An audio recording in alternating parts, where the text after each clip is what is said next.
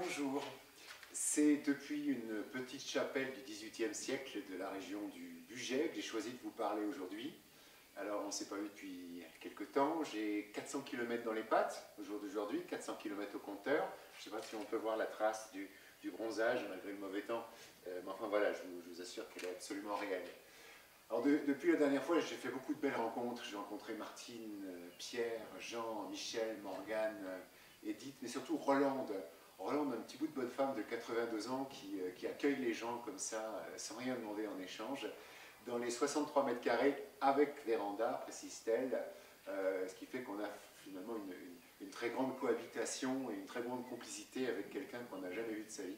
Et voilà, elle n'a absolument pas peur et c'était vraiment une très très belle expérience. Alors, depuis que j'ai quitté Rolande, alors Rolande m'avait dit c'est bizarre, il n'y a personne dans les églises, il y a énormément de jeunes à Thésée. Alors du coup, comme mon chemin passait par Thésée, j'ai voulu aller vérifier ce que c'était que Thésée. Moi j'avais une image un petit peu caricaturale de Thésée. En réalité, effectivement, il y a beaucoup de monde et je comprends pourquoi.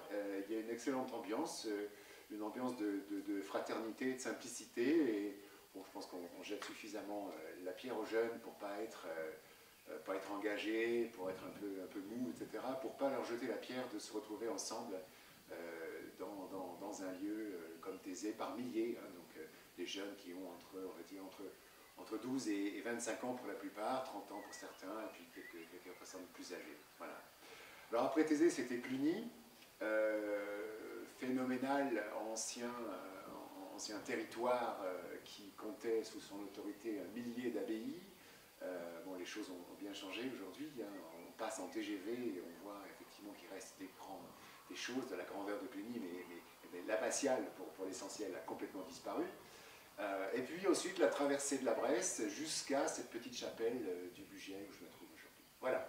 Prochaine étape, vraisemblablement, si tout va bien, dans les Alpes. À bientôt.